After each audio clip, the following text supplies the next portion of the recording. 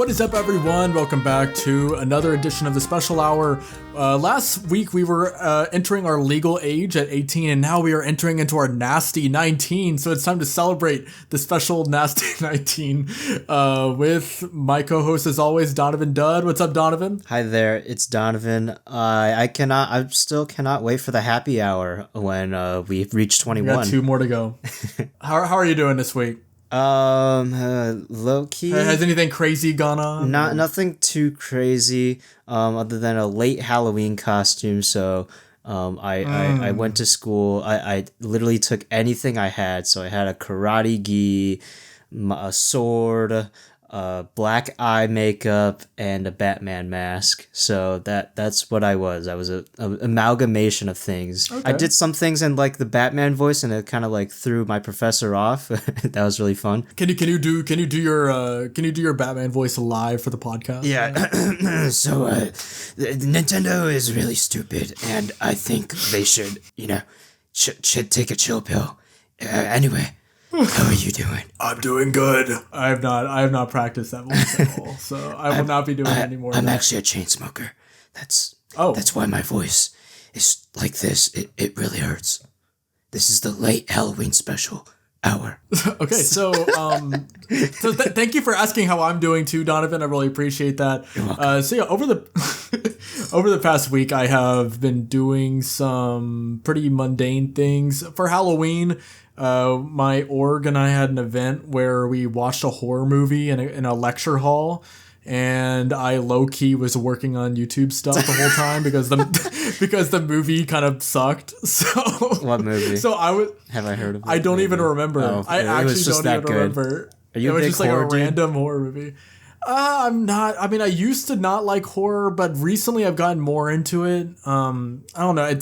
I would say I'm neutral. Like I don't mind horror. I don't get as scared anymore, but it definitely isn't like my favorite genre. I'd say it's the same thing. Same boat. I will say though, I don't mess with haunted houses. That's like horror movies, horror shows, like horror books even. Like, I mess with that. As soon as you get me near a haunted house, though, that's whenever I start to go crazy. I haven't been in a haunted house in years. Maybe that's something I'm gonna try, and maybe scare myself into going into. This is such a bro. We should start a podcast conversation right now. This is okay. So we'll go and kind of get into the meat of this episode. But before we get into anything specific, Donovan, let's talk about what games we've been playing over the past week. Have you had anything interesting that you've been up to? Yeah. Nope.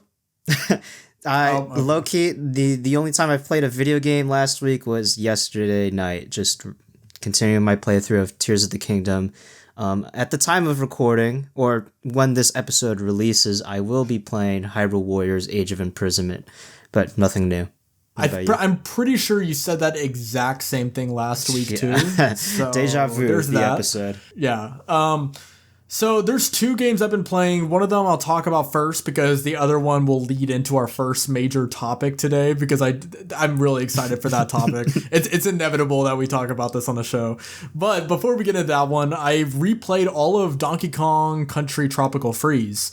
Because I previously had recorded Donkey Kong Country Returns HD on the Switch. Loved it. I'm pretty sure I talked about that last week, right? I kind of forgot. I think I did, yeah. Donkey Kong Tropical Freeze, though, there's more different about it than I initially remembered, because I only had really played the game once. The main difference for anyone that doesn't know is that the levels are generally a little bit longer and more, I don't want to say more creative because that implies that the levels in Returns aren't creative, but there's just more wacky, like gimmicky things going on with the level design. The set pieces are pretty cool. That's kind of what I was going with. Is like, yeah, the set pieces are just absurd in Tropical Freeze, especially how a lot of the time the levels will open up with some kind of small cutscene that like kind of takes you through some of the environment and stuff. I think it's really cool. Tropical Freeze also gives you the ability to use Cranky Kong, Dixie Kong, or Diddy Kong instead of just Diddy Kong like in Returns. However, Dixie Kong was just like far and away the best one, at least from my playthrough.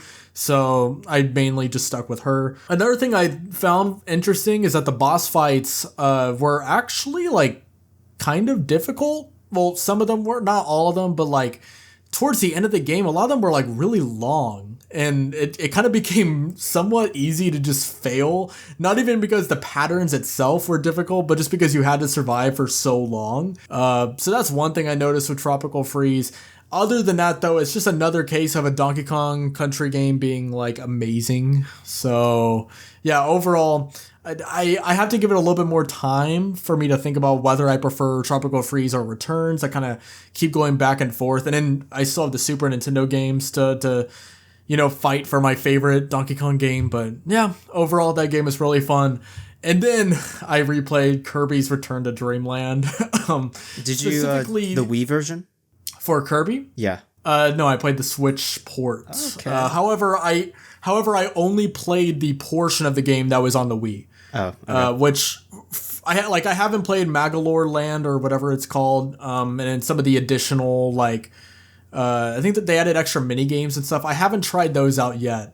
But the actual main campaign I replayed, and for the most part, it's the exact same thing as from the Wii, except we have a couple of new copy abilities, which I still find really bizarre because obviously the levels and the enemies and all that kind of stuff, the puzzles were not designed with those copy abilities in mind. Specifically, it was Sand and the mech one. I think it's called like Mecha. It's the one that basically is like derived from Kirby Planet Robobot. Other than that, like I just said, basically the same core game, and I do enjoy it. However, as I was playing it, I couldn't help get the thought out of my head that I unironically prefer Kirby's Epic Yarn.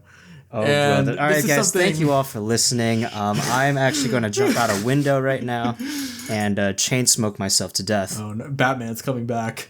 Okay, so it's okay we talk about this because I really want to get to the bottom of which of these two games is better. And yes, I am being completely serious and not ironic as I say that sentence. Oh, you know, this is why I love having you as a co-host, because the stand-up routine is phenomenal. Like, props to you. This is amazing comedy. You come here for the greatest jokes, and Mr. Dean just keeps coming with the material. Yeah, I mean, I'm basically the Dave Chappelle of the Nintendo YouTube world. So, all right, okay. Can you actually entertain the idea of being a good game, please? So, like, it actually okay. So I haven't played Kirby's Epic Yarn. I've played Kirby's Extra Epic Yarn on Nintendo 3DS.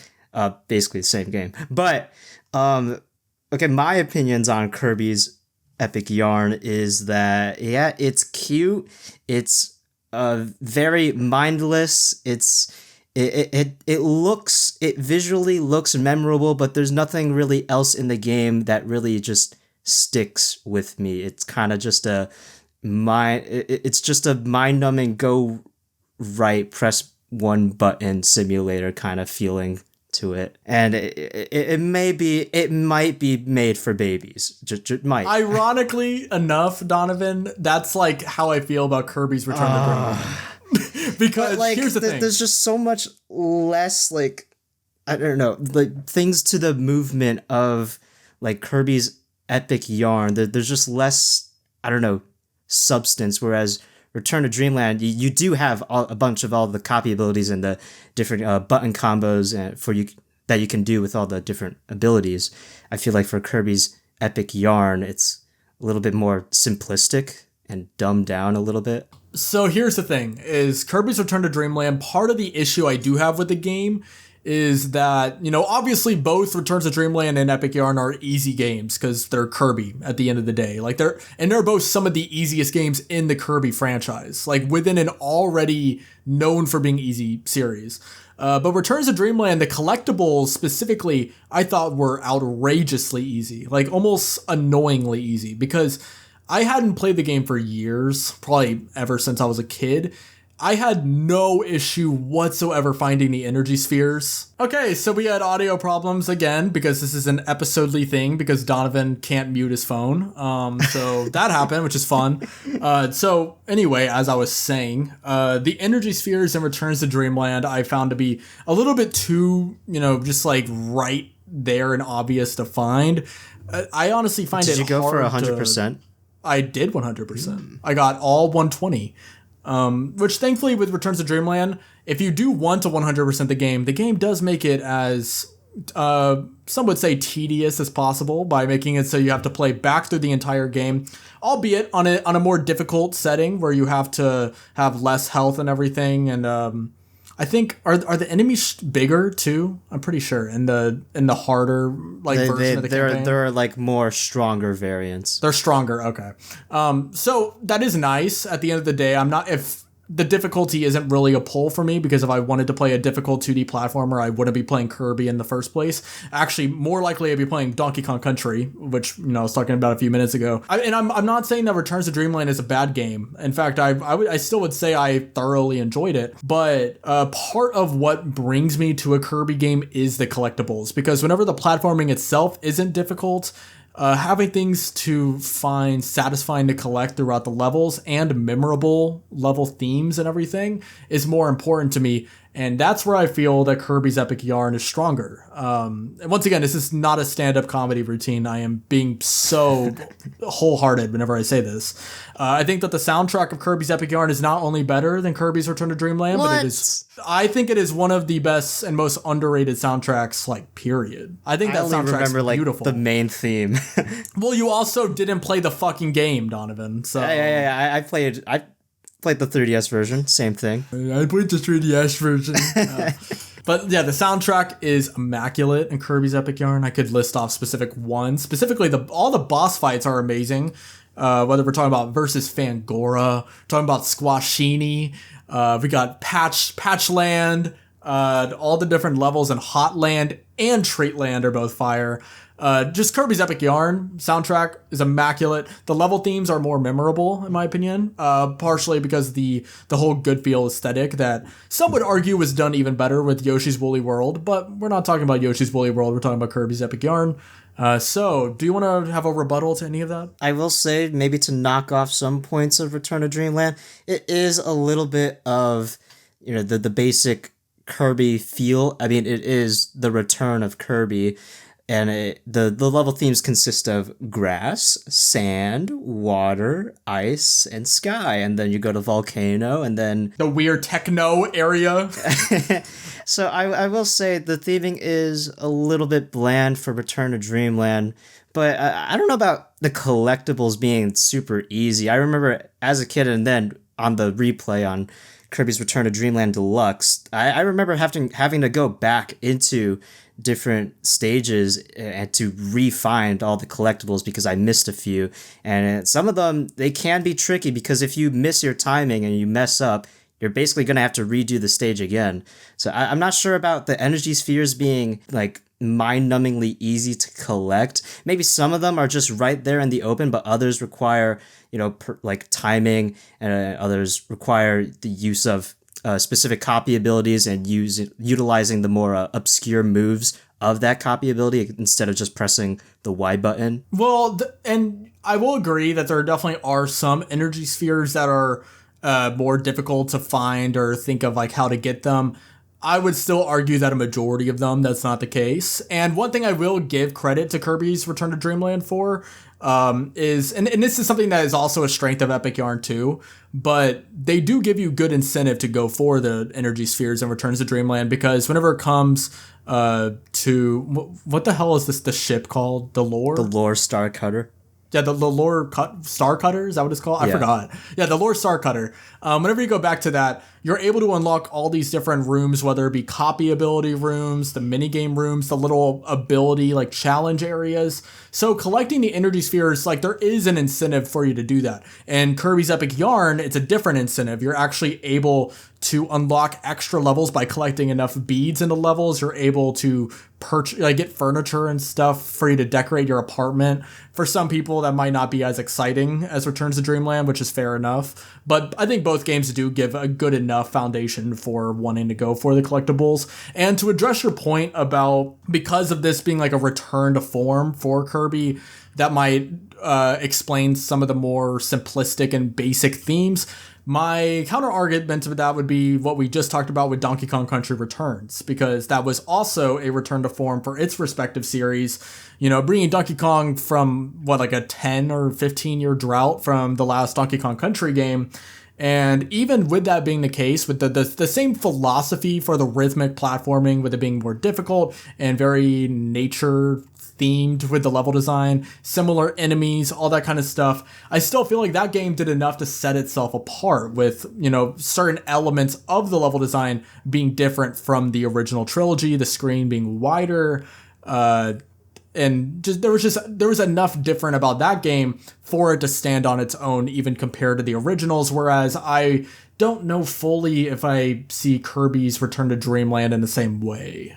I feel Kirby's Return to Dreamland, it is pretty much the blueprint for the modern Kirby series. This is all the DNA of all the future Kirby games that came after this, including the Forgotten Land. Despite how different the Forgotten Land feels, everything, all that DNA stems back to Return to Dreamland, from the whole base graphical aesthetic to the main collectibles throughout the game, even the side collectibles, the side modes, and then you have the gimmick abilities. Here we have the ultra abilities introduced, and then in subsequent games you have Hypernova, the Robobot armor, the fucking heart thing, and then the mouthful modes. It all sprouted from here, and you even have 4-player co-op, which is a big step forward for the series. It's so fun to play with friends, and it introduces just staples all around for the series, not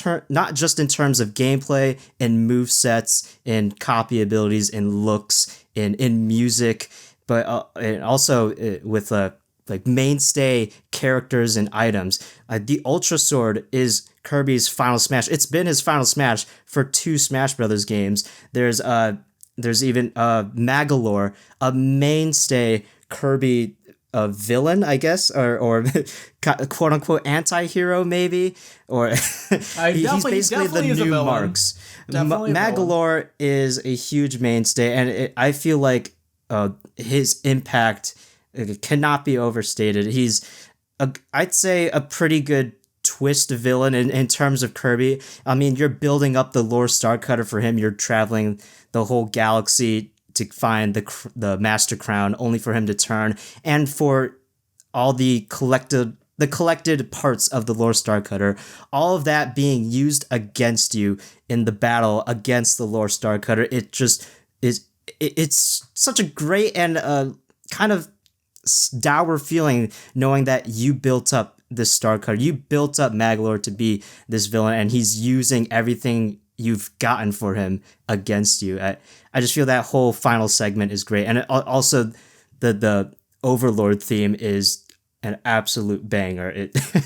And even the side modes are incredible. The arena is awesome and introduces like secret bosses like Galactonite at the end, and then you have the additional hard mode, and then you even got the additional side modes like the shooting one. I remember more so the ones in Kirby's Return to Dreamland Deluxe, which just expanded a whole lot more onto the already solid foundation of the original game, and added even more mini games with Merry Magoland, which by the way, it's a super fun side mode that I sometimes would rather boot up with some friends instead of a Mario Party or Mario Kart. It just has such a great variety. But not only that, but in the deluxe version, you get the Magolor Epilogue, which is just even more just Kirby's Return to Dreamland, and it has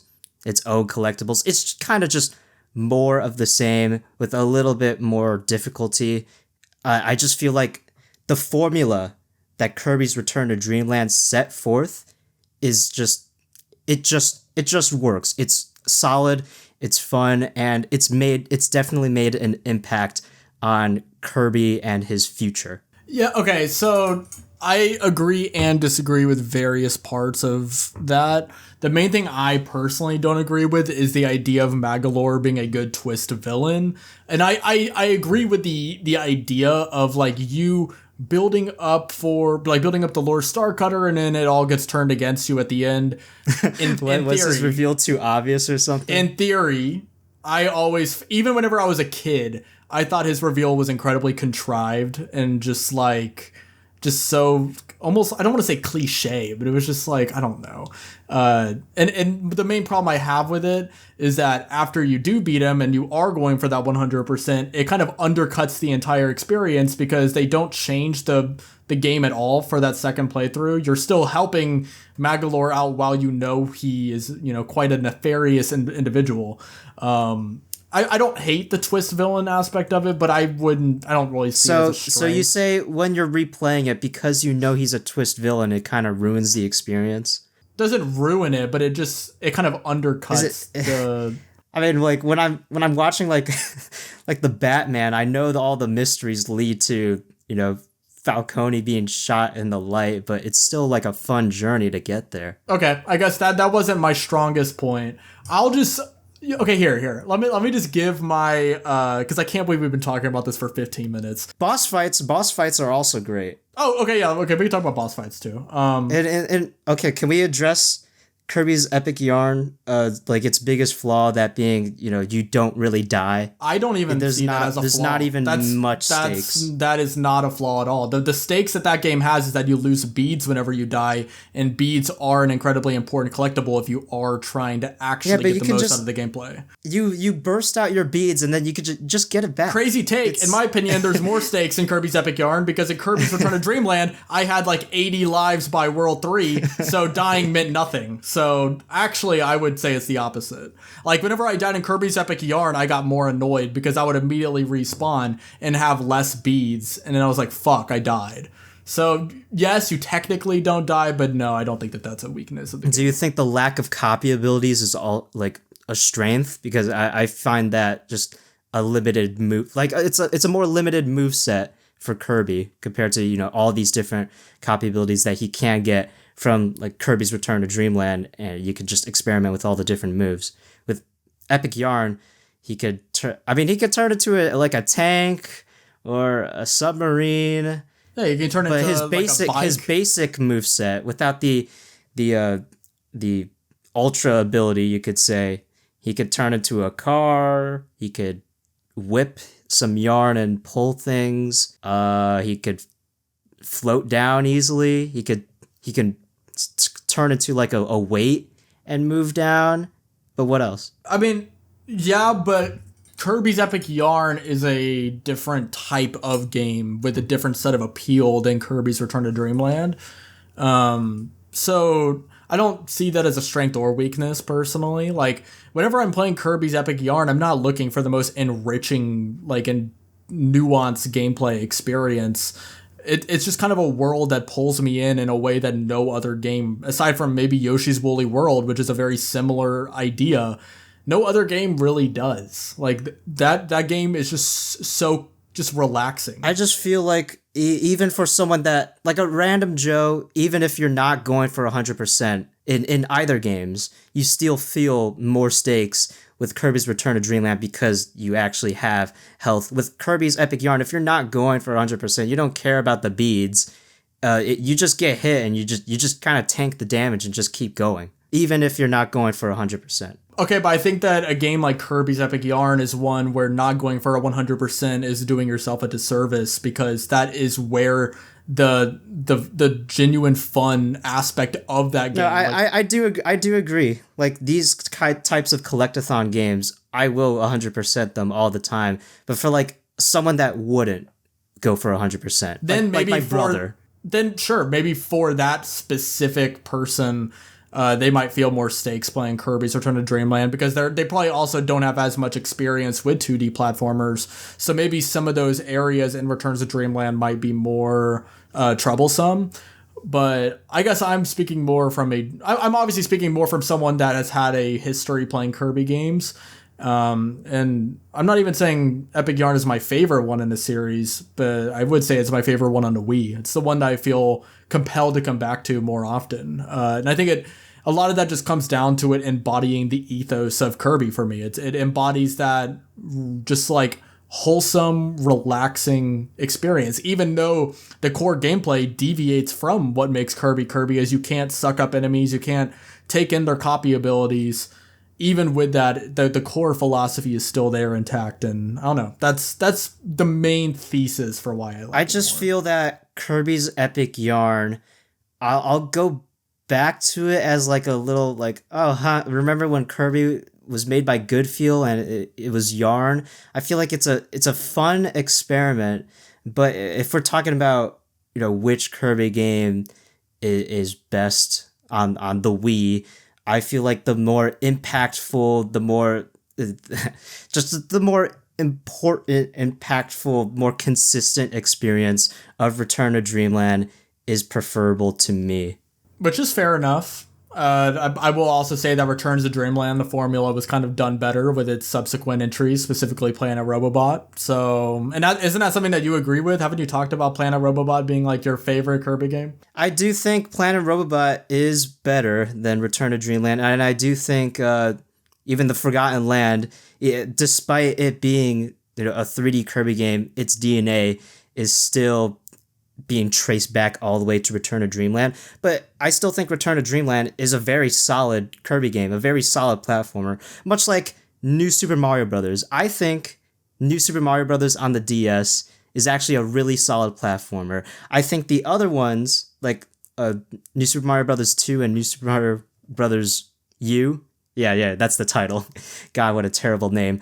I think those lose some points because yes, they're taking the formula of New Super Mario Brothers, but they're barely doing anything new. What Kirby does way better than the New Super Mario Brothers games is that they actually mixed up the formula quite a bit, just despite some some shortcomings with Triple Deluxe and especially Star Allies, but there have been some highlights, and I think the foundation that's already there with Return to Dreamland is really solid already, and it proved to be a great jumping point for the series. But wouldn't the foundation more so be with like the original trilogy of Kirby's Dreamland games from the 90s? No, those just feel a little different from modern Kirby, because those games, there aren't any collectibles, there aren't any like super abilities really. It's just copy ability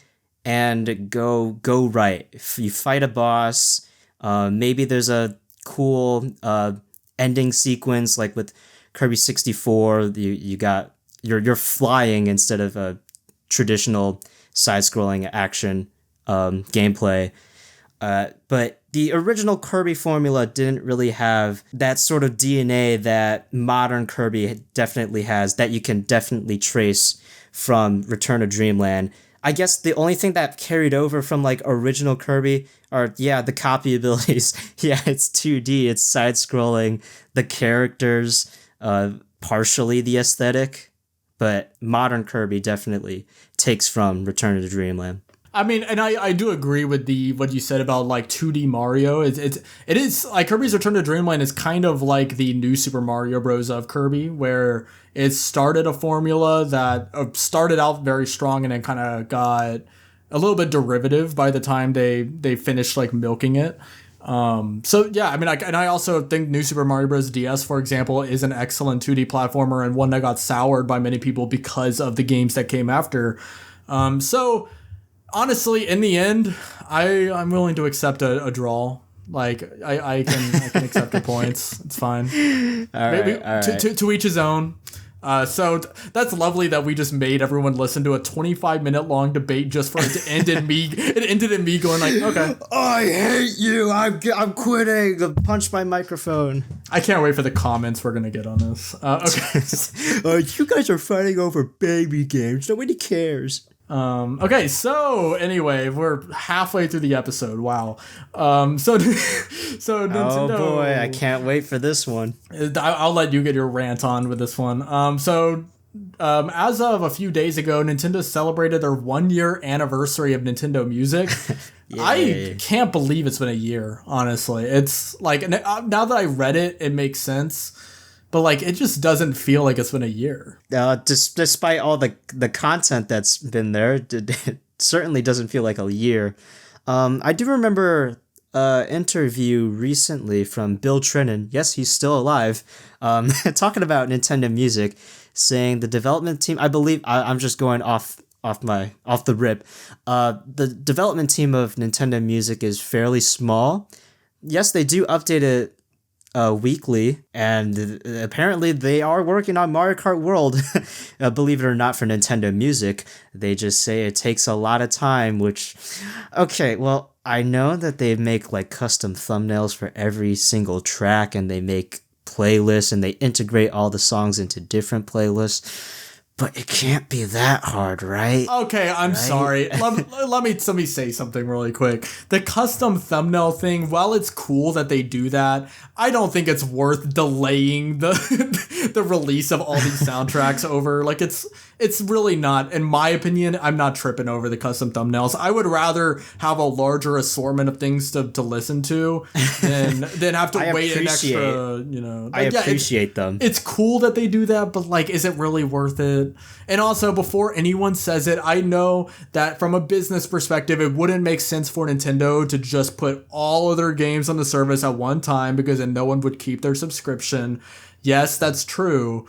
But on the other end of the spectrum, when are we going to get Mario Kart World? Nintendo makes thousands of games. How long are we going to wait until we get, like, I don't know, Mother 3, and instead we're going to have to wait for some stupid-ass Game Boy game no one's ever heard about get onto the service before Metroid Prime 3 Corruption. We did get Animal Crossing New Leaf the other day. That is a good ad. That's a very good ad. There's a lot more good ads they could add. Right? Like Mario Kart World. Happy Kirby's Epic Yard. Kirby's Return to Dreamland even. I don't know. But happy 1 year anniversary, I guess. Can't wait for them to finally add, I don't know, Metroid Prime 4 Beyond in the next 10 years. So, yeah, we'll be coming back to this in 10 years, and we'll be like, wow, called it. Also, I can't remember whether we've talked about this on the show or not, but I still don't like the UI of Nintendo Music. Like, a lot of the UI is ripped straight from Spotify, but the elements of it that aren't, I think, are bad. Like, for instance, whenever you're scrolling through all the games and they're organized by console, it's so stupid how a lot of the games are repeated whenever they're on it's multiple consoles, tacky. And it looks so cluttered. Finding a I know this is such a first world problem thing to rant about, but it's like come on. I don't know.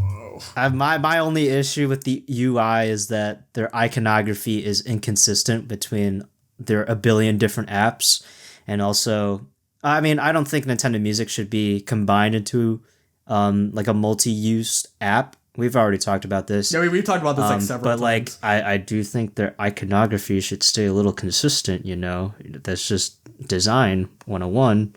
But who cares? We need to have Try back on the podcast to talk about that. All right, I think that's enough of Nintendo Music. Yeah, but well, it's a weekly tradition that we talk about. Okay, so we have some fun Nintendo lawyer news. Everyone loves hearing about. Thank God I'm not this guy. Have you ever seen the meme where it's like, it's like a picture of Mario, and the first slide will be like, POV, you're playing a Nintendo game, and it's like all happy and joyful, and then it's the same picture, but it's like a black and white, like I don't know what the term is, but it's like a creepy picture of Mario, and it's like POV, you deal with Nintendo's legal team. POV, you named your kid Luigi, and they're like tearing down your house. I fought the Nintendo ninjas before multiple times with a sword. I've lived to tell the tale. Have you really? Yeah. Mm-hmm. Wow. Okay. Yeah, lore drop. Shameless plugs. So, like, do you wanna like give us the tea, or is this off? This is off the air. But anyways, this streamer unfortunately could not get off the air. Oh. So. I thought you were gonna keep talking about. Yeah. Okay. Sorry. Okay. So I remember the streamer.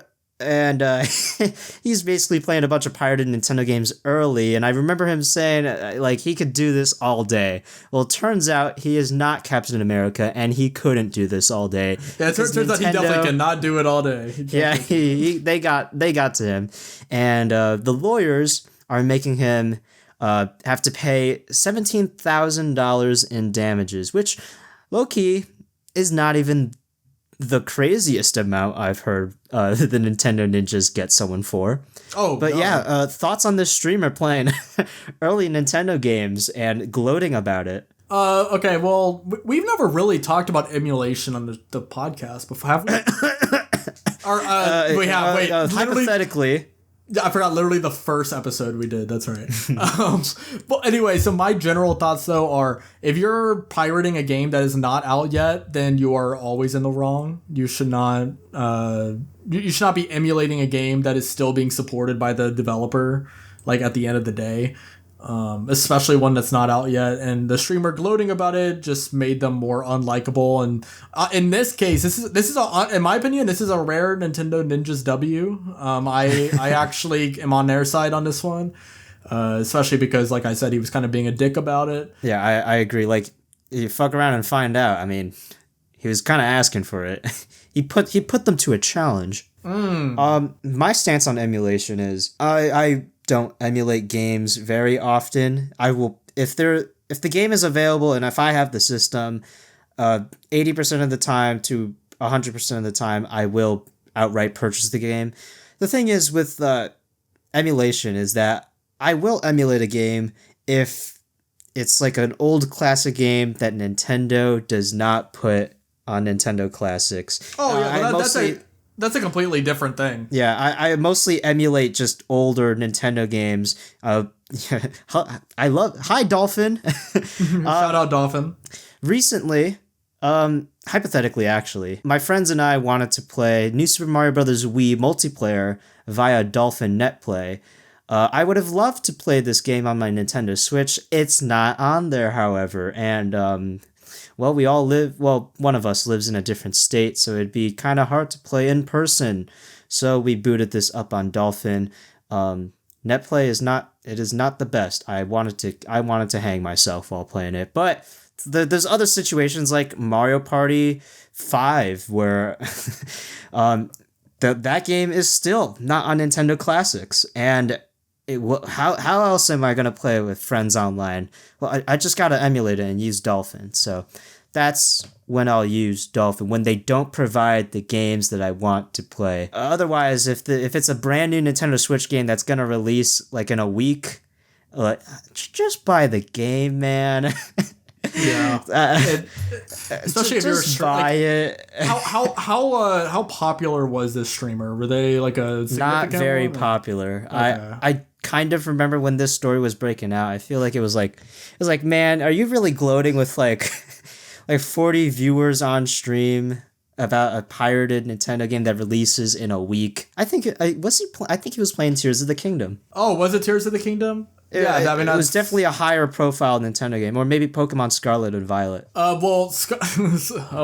mean, that's a discussion for another day. But Tears of the Kingdom, if that was the case, that's like a premier Nintendo release. Like, of course they're going to be going after you for that. I just think the Nintendo Switch 1 is definitely a very hackable console, and lots of people have gotten pirated games early because of that. So I just implore people, please buy Metroid Prime 4 Beyond for real. This game looks to be great, and please just I don't know, stimulate the economy. Unless you like really, really, really hate Nintendo, or like really hate buying anything, and you want to stick it up to the man. I see we got Donovan in his capitalist era on the show. Guys, just stimulate the economy. Stimulate the economy, please. Or I don't know, burn all the companies to the ground and this is the second straight episode where we've gotten slightly political. The special hour, the special hour getting scandalous. Oh. Okay, so. All right, so I know you wanted to kind of touch on the Metroid Prime trailer, even though not a ton speaking of Metroid Prime 4 Beyond. Yeah, so what were your thoughts on that trailer? Finally, another trailer, but why is it a minute long? There's like 30 seconds of new footage, which looks really, really cool. You know, I've seen one of the monsters just flick away Samus's missile like it's nothing. We see the Akira slide for the Viola motorcycle that looked awesome, and also the graphics look phenomenal. This is probably, I believe this is the most expensive Nintendo game ever developed. So I think we're definitely seeing all the budget go in the right places. The thing is, though, we are a month away at the time of recording from peak fiction. I want to believe it's peak fiction, but it's just the trailers, they're not showing enough. Maybe that's a good thing. I don't want to be completely spoiled, but the trailers feel like, oh yeah, that's definitely another Metroid Prime game. There is the Viola motorcycle, but that's kind of like the one and only draw that these trailers have. I will say this most recent trailer is definitely the best one by far, but it's like Nintendo forgot they had to market this game. I was expecting a new big story trailer or something like next week after Age of Imprisonment release, but no, they just threw in a trailer today. And I'm very happy that they did. They're finally acknowledging the game. It's 1 month out, but I don't know. I'm still hoping. I have the hopium. I'm hoping that they will market this game a lot more and a lot better than what they're already doing. We've seen leaked trailers or leaked advertisements. They're probably I think they're 20 seconds long of just advertising the Nintendo Switch 2 and the game. But I feel like there needs to be more. There just needs to be that one trailer, like the Tears of the Kingdom trailer or the Breath of the Wild trailer, that kind of goes hard on the story, shows some gameplay. It's just a hype and aura moments trailer, and we need to see a little bit more of that, honestly.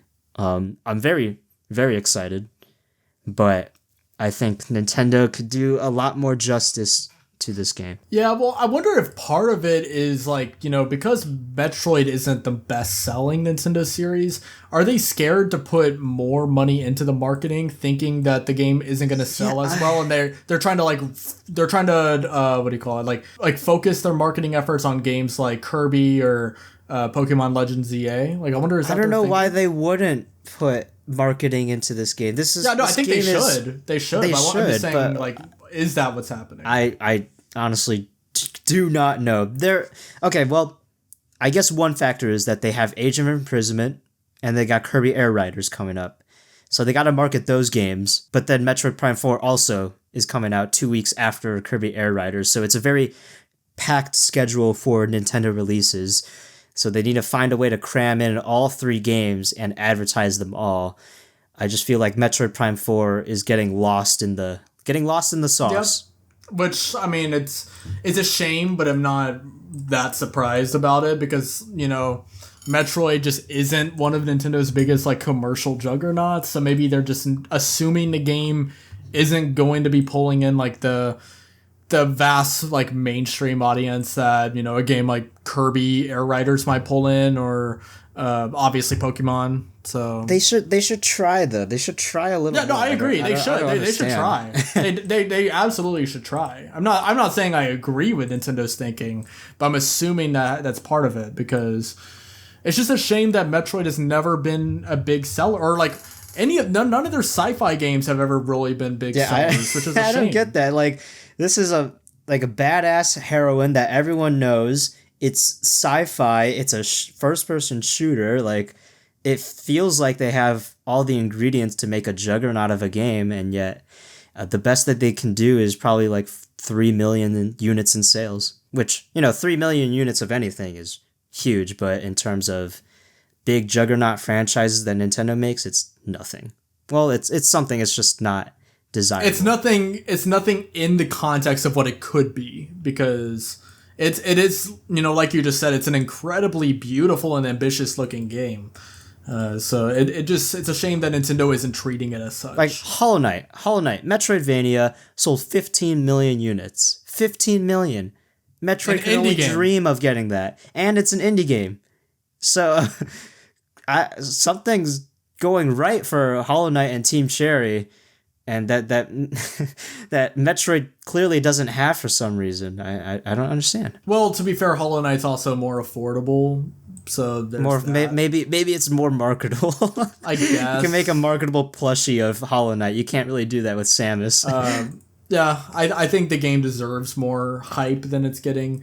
Hopefully, Nintendo will start, getting their act together in lieu of the game coming out. Well, speaking of good sales, we got a Nintendo financial report. Their was it their physical year? I don't know. It was. I just read numbers. The Nintendo Switch 2 has come out to about 10 million units, which is absurd because it's been 6 months? 4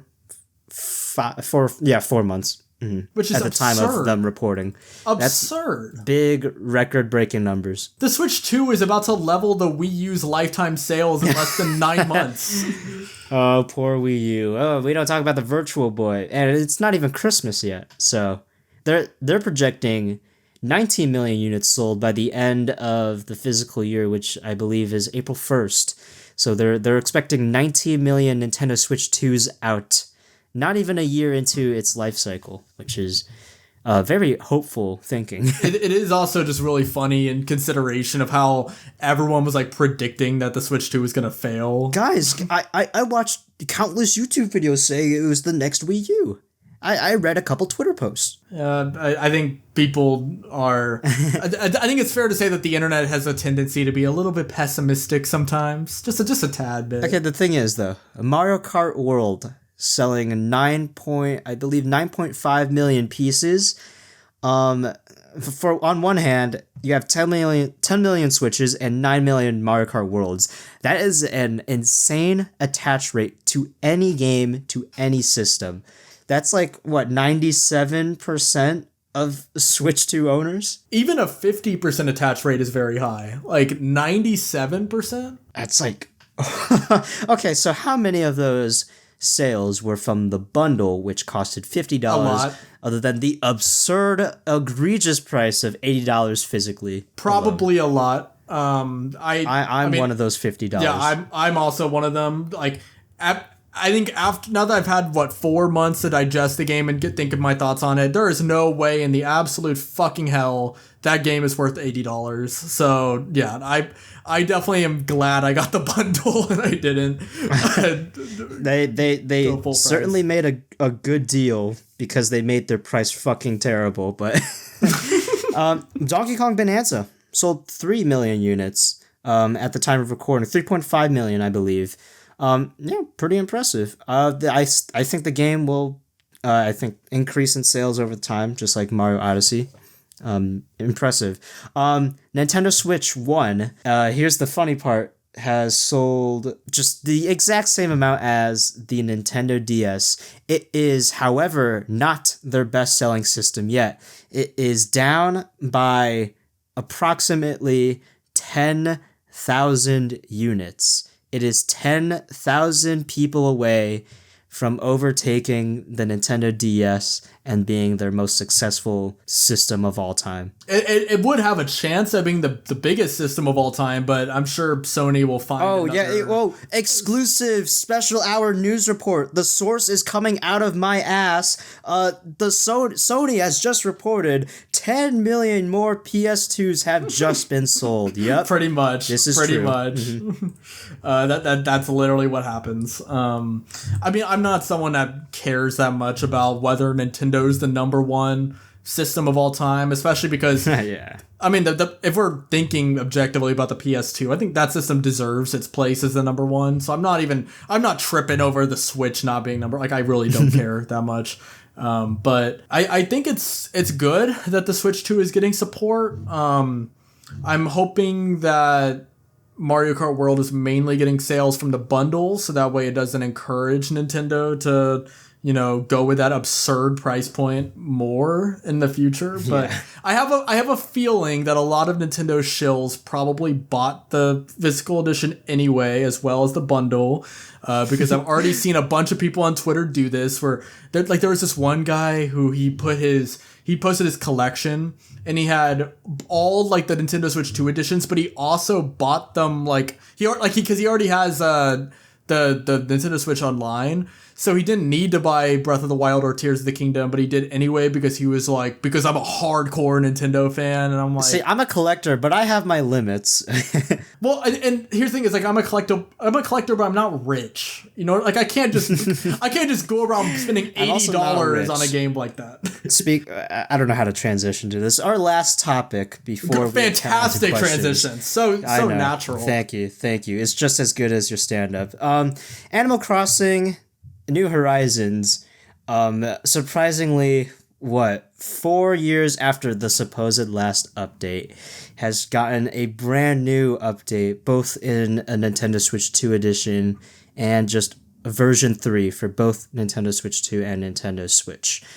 4 years after the last update, and 5 years after the game first initially released. Thoughts? I mean, I'm someone that never played a ton of New Horizons. I do think it's really random that they did this so late after the last update. The update itself, the actual, not the Switch 2 edition. The Switch 2 edition's kind of lame in my opinion.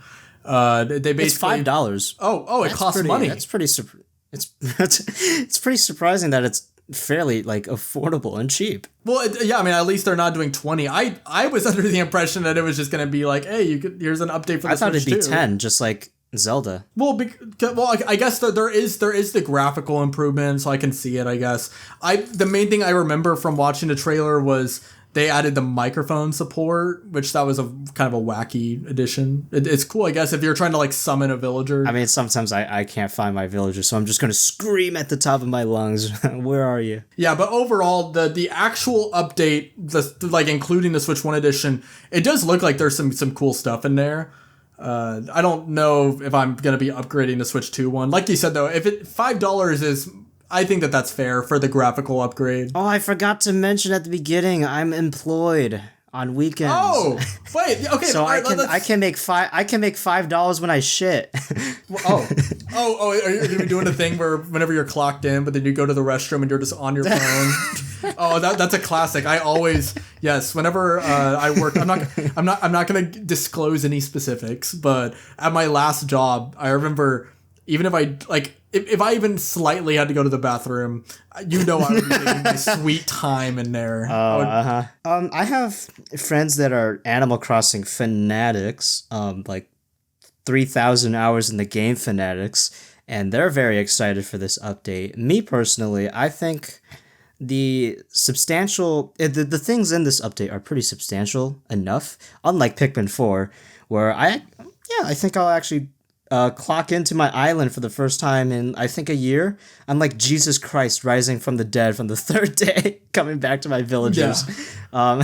I think I'll check that out. Mm-hmm. My one fear, since we're getting a Nintendo Switch 2 edition of this game, I fear that a new Animal Crossing might be a little bit of a ways away, because I was expecting a new Animal Crossing next year, but we're getting a Switch 2 edition, so how long will it be till we get an actual brand new release? I would have much rather preferred a brand new release than basically what is the new Wii U port, the Nintendo Switch 2 edition. Pretty much, yeah. And this is something that has been talked about a lot, because isn't the development team behind Animal Crossing the same one as like Splatoon and some of the other major franchises? So maybe that's what they're developing.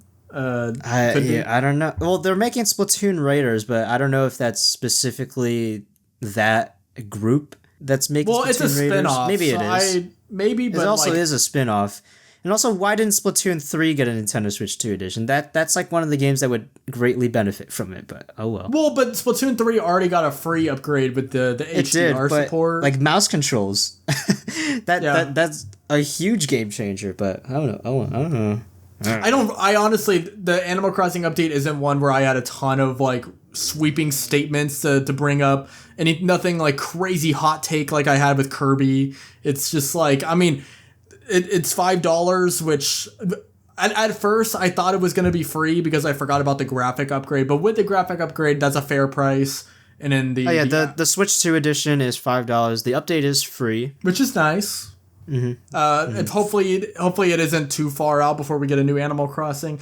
It can't be too long because Nintendo loves money, and Animal Crossing is basically a money printing machine. So so questions. The weather. All right. So for questions, everyone, for a reminder, if you have any questions that you want us to answer, feel free to join our Discord server where we have a channel called Ask the Host where you can put whatever questions you have for us, whether it's gaming related or whatever else. Or if you want, you can also just put one in the comments. So all three of these are pretty light questions, so shouldn't take too long. First up, my friend Ian asks, what is the best Christmas song? As we're slowly tiptoeing towards Christmas season. My answer is not a common one at all. I don't even think many people know about. I remember one time I was perusing around, this is back whenever I used Apple Music, but I was like looking through their Christmas playlist, and there's this song called Sweet Gingerbread Man by Sammy Davis Jr. It's like an old Christmas song from the 70s, but it's so wholesome and fun. And it's like, if anyone has never listened to it, I implore you to add it to your Christmas playlist this year, whenever December rolls around. Donovan, what's your answer? Mine is Christmas Time Is Here from Charlie Brown. Oh, that's valid. Both the vocal version and the instrumental. Really great memories from that. Sweet song. Finally, someone that didn't answer with either Last Christmas or Mariah Carey, or I will say my favorite popular Christmas song is "I Saw Mommy Kissing Santa Claus" by Michael Jackson.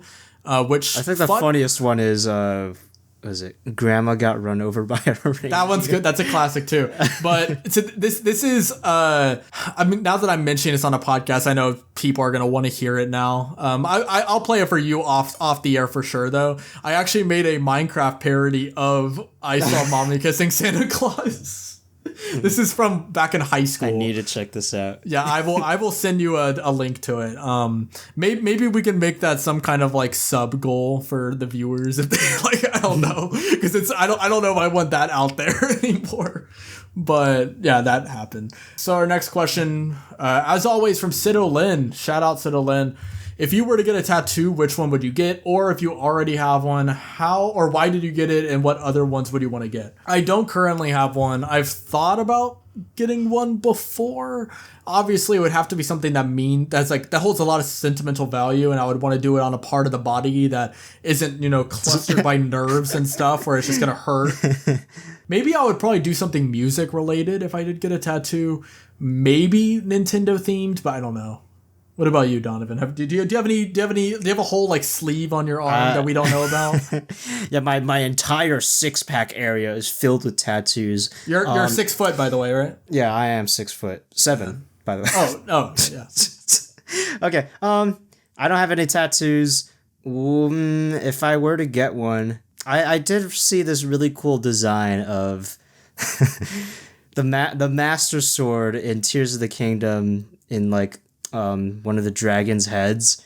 That looked pretty fucking sick. My joke answer would be I'd put Mr. Dean's face on my left cheek. What the fuck? Okay. All right, so Mario Power 55. Take that information how you will. Mario Power 55, previous guest on the show, says, what is the best sub sandwich chain and why is it Firehouse Subs? It's funny because Firehouse Subs might be, aside from Jimmy John's, maybe the worst one. So I've never heard of Firehouse Subs, unfortunately. Well, it's actually fortunately because that place is not good.